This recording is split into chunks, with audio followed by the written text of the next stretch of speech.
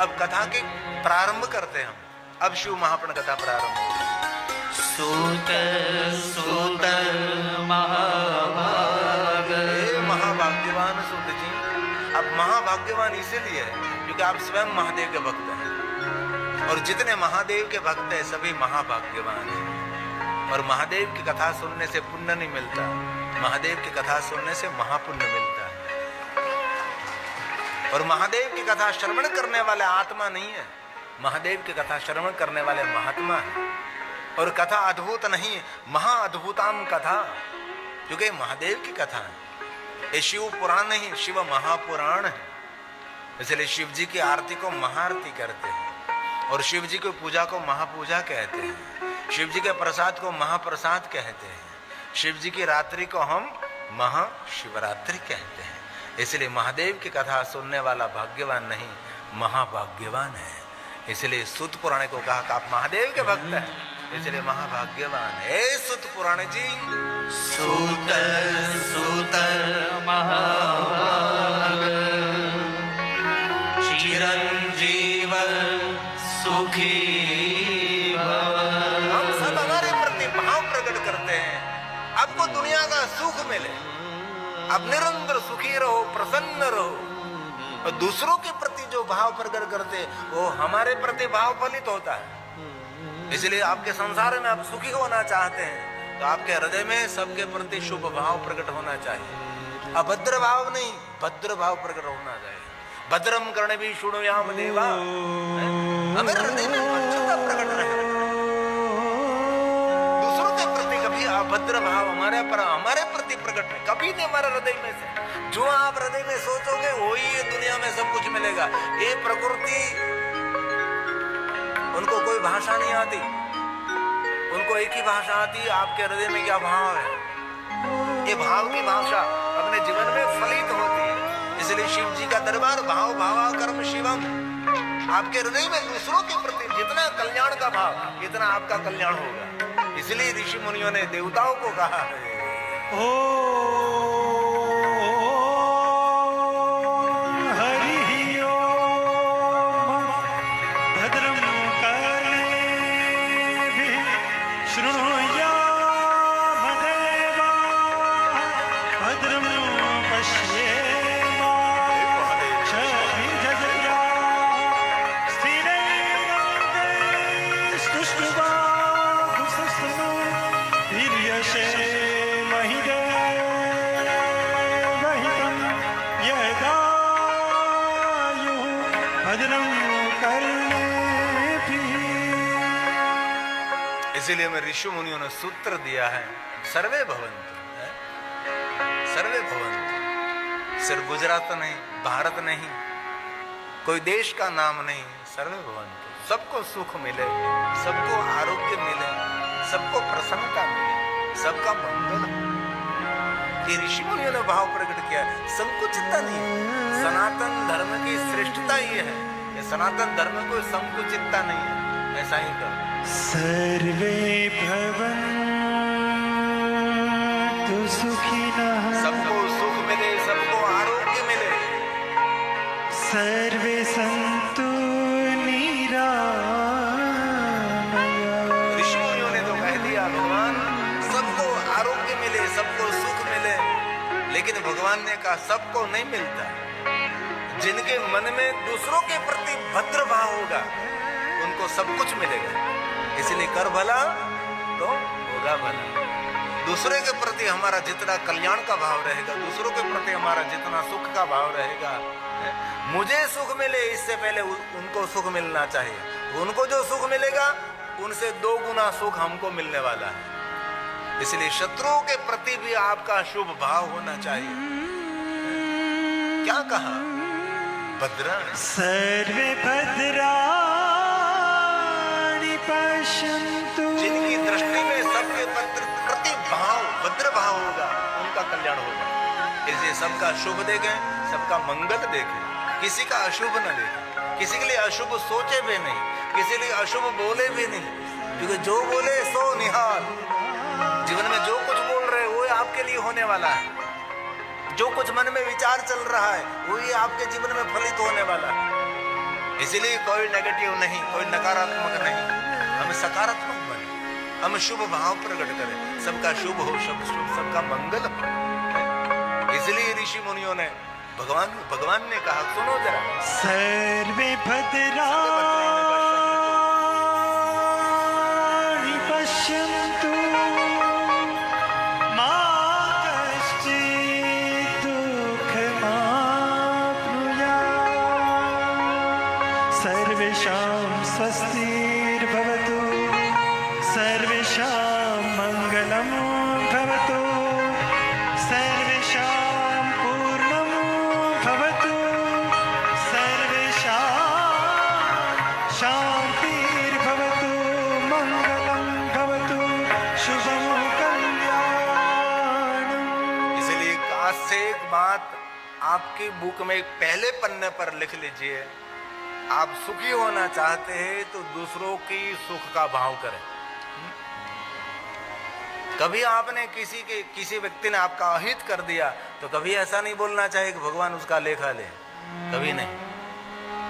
भगवान उनका शुभ करे, भगवान उसका मंगल करे। और किसी के घर में दिव्यांग कोई बच्चा है, पैरों से दिव्यांग है, हाथ से दिव्यांग है, आंख से दिव्यांग, कान से दिव्यांग है, कभी ऐसा नहीं बोलना चाहिए कि वो अपने कर्म का फल भोग रहे हैं, ऐसा कभी नहीं बोलना चाहिए। ऐसा बोलना चाहिए कि भगवान ने कितना भरोसा रखा है, कि भगवान ने उसको ऐसा बच्चा दिया है कि भगवान को भरोसा था इस बच्चे को ठीक से वो सेवा करेंगे। ये भगवान का विश्वास है। भगवान ने कितना भरोसा रखा हो कि इस बच्चे को मैं यहाँ भेजूं तो अच्छे संस्कार संपन्न ये माता पिता हैं, इस बच्चे का पालन करेंगे, उनका पोषण करेंगे। इसलिए आज से दूसरों का हित सोचने का बंद करेंगे हम। जो जीवन में सुखी होना चाहते हैं तो दूसरों के सुख का भाव करें, दूसरों के आरोग्य का भाव करें। हमारे विचारों में, हमारी वाणी में, हमारी दृष्टि में, हमारे व्यवहार में भद्र भाव होना चाहिए। अब भद्रता को दूर करें। ये सुखी होने के लिए सबसे बड़ी फॉर्मूला है, और कोई फॉर्मूला नहीं होती, यही फॉर्मूला है। इसलिए ऋषि मुनियों ने प्रयाग तीर्थ में कहा, हे सुत पुराण जी, चिरंजीव सुखी भव, आपको दुनिया का सभी सुख मिले और लंबा आयु रहे, आपका चिरंजीव भव। कितनी सुंदर बात कही। दूसरों के प्रति शुभ भाव प्रकट करना वो हमारा संस्कार है, हमारे पूर्वजों ने दिया हुआ ये वरदान है। इसलिए सभी ऋषि मुनियों ने कहा, हे सुत पुराण जी, सूत चिरंजीव सुखी भव, यस्या वयसि न स्थातं शंकरो परमां कथां, शंकरो परमां कथां। मनुष्य मात्र को शांति प्रदान करने वाले भगवान महादेव की कथा आप कहें। कथा क्या देती है? कथा शांति देती है। शांति कोई मार्केट में से नहीं मिलती, शांति कोई मॉल में से नहीं मिलती, शांति मंदिरों में से मिलती है। इसलिए मंदिर की आवश्यकता है। शांति का स्थान क्या है? भगवान शिव का स्थान है, भगवान शिव का चरण है। कथा क्या देती है? दान, संपत्ति, वैभव, पुरुषार्थ का प्रतीक है। मेहनत करो और इतनी कड़ी मेहनत करो, इतनी कड़ी मेहनत करो, जो आपके सपना है ना, उनसे भी सुंदर आपके जीवन में फूल खिलेंगे। आलसी व्यक्ति का कोई भी अपेक्षा पूरी नहीं होती है? जो सोया रहता है वो अपने जीवन में खोया रहता है? इसलिए जागो, उठो और कुछ काम करो। कोई काम छोटा नहीं। युवान भाइयों बहनों को मैं हृदय से प्रार्थना करता हूँ, आलस को पकड़कर दूर फेंक दीजिए। समंदर में नहीं, अग्नि में फेंक दीजिए, जलकर भस्म हो जाए आलस। आलसी व्यक्ति की एक भी अपेक्षा पूरी नहीं होती। आलस को मृत्यु कहा है, कभी नहीं। इसीलिए कथा क्या देती है? कथा शांति देती है। और शांति कौन देता है? भगवान शिव देता है। किसी को भी शांति चाहिए तो भगवान शिव को याद करना चाहिए। शिव के बिना दुनिया में कोई शांति नहीं दे सकता, क्योंकि खुद स्वयं शांत रहता है। और विश्व के सभी देवी देवताओं में शांत रहने वाला कोई देव है तो भगवान शिव है। शिव से ज्यादा कोई शांत नहीं रह सकता, इसलिए शांति का दाता है शिव। इसलिए जिनको शांति चाहिए उनको महादेव का भजन करना चाहिए, शिव जी का स्मरण करना चाहिए। ब्रह्मा ने नारद को कह दिया कि नारद, शिव के भजन के बिना किसी को शांति मिली नहीं और मिलने वाली भी नहीं। शांति स्थाने बिना नहीं, कभी नहीं। महादेव के भजन से शांति मिलती। आज प्रारंभ तो करे थोड़ा सा। जीवाग्रे वर्तते तस्य सफलम जीवितम। आपकी जीवा पर भगवान शिव का नाम रहना चाहिए, है? आपको शांति को खोजने के लिए नहीं जाना पड़ेगा। आपके जीवा पर शिव जी का नाम रहेगा ने तो शांति खोजती खोजती आपके पास पहुंच जाएगी। तो कहाँ है बात? मुझे आपके पास रहना है, मुझे आपके पास रहना है। लेकिन शांति के लिए व्यक्ति क्या क्या नहीं करता। कहाँ कहाँ दूर दूर पहाड़ों में चले जाते हैं, पहाड़ों के कंदरा में जाते हैं, बड़ी बड़ी गुफाओं में जाते हैं। शांति के लिए हम क्या क्या नहीं करते। लेकिन शांति के लिए एक ही उपाय है, शिव जी का स्मरण करें, महादेव को याद करें। शांति देने वाला देव है, इसीलिए तो शिव जी के लिए हम बोलते हैं ना। हर कोई बोलता है और सभी को कंठस्थ रहता है, लोक भोग्य है। शांता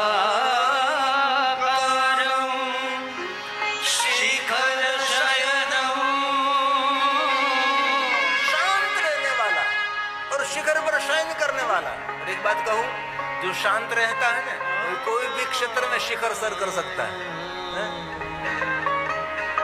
जो शांत रहता है वो कोई भी क्षेत्र में शिखर सर कर सकता है। शिखर मतलब टोच पर पहुंचना, पूर्ण सफलता को हासिल करना, इसको शिखर कहते हैं। शिखरस्थ हो गए। शिखरस्थ होने के लिए पहले शांत रहना पड़ता है, और शांत रहना सबसे बड़ा सद्गुण भी है। मेरा महादेव जी निरंतर शांत रहने वाला देव है, जिनको शांति बहुत प्रिय है। इसलिए शिवालय जाकर शांति से बैठ जाओ ने, वो भी भगवान महादेव की पूजा है, वही शिव जी का आराधन है। लेकिन हम लोग शांति नहीं सीखे। शांत रहने वाला देव महादेव है। शांताकारम शिखर शैलम। और सभी बातों में शिव शिखरस्थ है। कोई भी प्रकरण खोलो आप, महादेव शिखरस्थ है। शिखरस्थ ले टॉप पर है, सफल है, संपूर्ण सफल है, पूर्ण सफल है, ये शिव है। सांसारिक में सफल शिखरस्थ है, व्यवहारिक संपूर्ण शिखरस्थ है, त्याग में शिखरस्थ है, वैराग्य में शिखरस्थ है, उदारता में शिखरस्थ है, क्षमा देने में शिखरस्थ है, तप में शिखरस्थ है, ज्ञान में शिखरस्थ है, विद्या में शिखरस्थ है। कोई भी बात को पकड़ लीजिए आप, सभी बातों में शिव जी हमारा शिखरस्थ है। और शिव से ऊपर दुनिया में कोई नहीं जा सकता, कोई नहीं। जीव की कभी कोई गति नहीं होती, जीव कभी पहुंचता नहीं है। इसलिए कोई भी क्षेत्र में शिखरस्थ होना चाहते हैं, भज सांब सदाशिव, भज सांब सदाशिव, भज सांब सदाशिव। सांबा के साथ महादेव का भजन कर तू।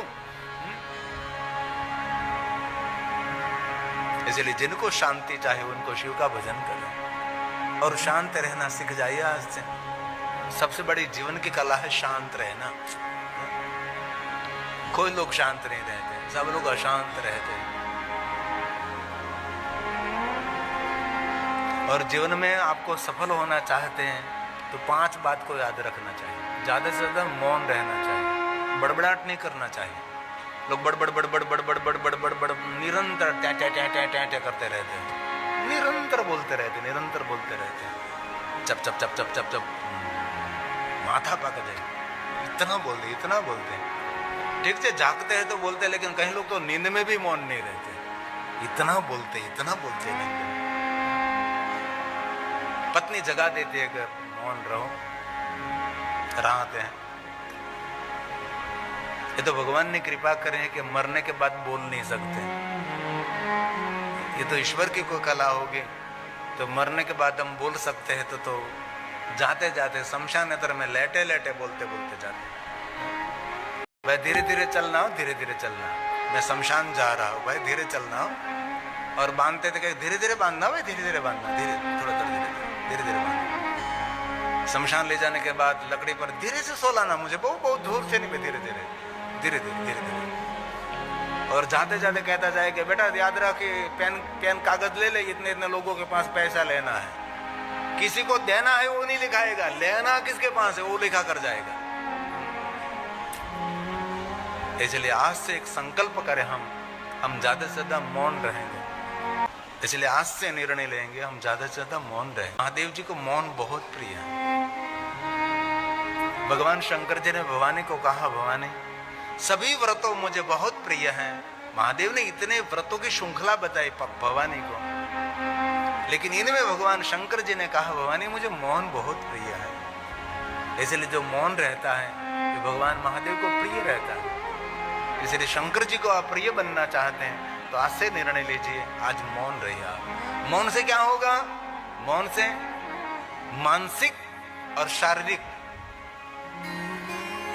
आप प्रबल रहोगे, रोग प्रतिकारक शक्ति भी बढ़ेगी, मानसिकता भी आपकी प्रबल रहेगी, मानसिक स्थिति आपकी नाजुक नहीं रहेगी। इसलिए मौन रहे। मौन परमात्मा का आराधन है। शिवालय जाकर आप मौन होकर बैठ जाइए, वो भी महादेव का आराधन है, वो भी महादेव की पूजा है, वो भी शिव जी की पूजा है। इसलिए आज से मेरी प्रार्थना है, मौन हो जाए। जितने जो लोग वडील हो गए, वयोवृद्ध हो गए, जिनकी उम्र बड़ी हो गई, उन लोगों को घर में मौन रहना चाहिए। आपके घर में शांति रहेगी। लेकिन जिनकी उम्र बढ़ जाती है ना, वो बोलते बहुत हैं, बहुत बोलते हैं। बचपन में पैर संचल, युवानी में रोम रोम संचल, और बुढ़ापे में जीभ संचल। इतना बोलते, इतना बोलते। इससे आज से मौन धारण करें। हर व्यक्ति के लिए, वयोवृद्ध के लिए तो नहीं, लेकिन सबके लिए। और दूसरी बात सीख जाइए, आज से शांत रहना सीखें। सामने वाला कितना ही अशांत हो, लेकिन आप शांत रहिए। जो आपको जीवन में सफल होना चाहते हैं तो शांत रहिए, आप शांत रहिए। और तीसरी बात, आज से मिठी वाणी बोलिए, मधुर वाणी। मुख में से फूल झरना चाहिए, मुख में से अंगार नहीं, अमृत झरना चाहिए। क्योंकि भगवान का कार्य करते हैं उन लोगों को सब लोग प्रेम करते हैं, आदर करते हैं। शांताकारं शिखर शयनं नीलकण्ठं सुरेशं विश्वाधारं स्फटिकसदृशं गौरवर्णं शुभांगं गौरीकान्तं त्रिनयननयनं योगविज्ञान गम्यं वन्दे शम्भो भवभयहरं सर्वलोकैकनाथं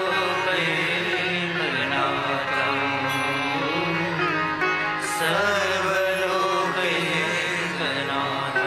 सर्वलोक के ईश्वर भगवान शिव, जो शांत रहने वाला देवता है और सबको शांति का दान करता। शंकरो परमाम कथा, सबको शांति देने वाले भगवान महादेव की कथा।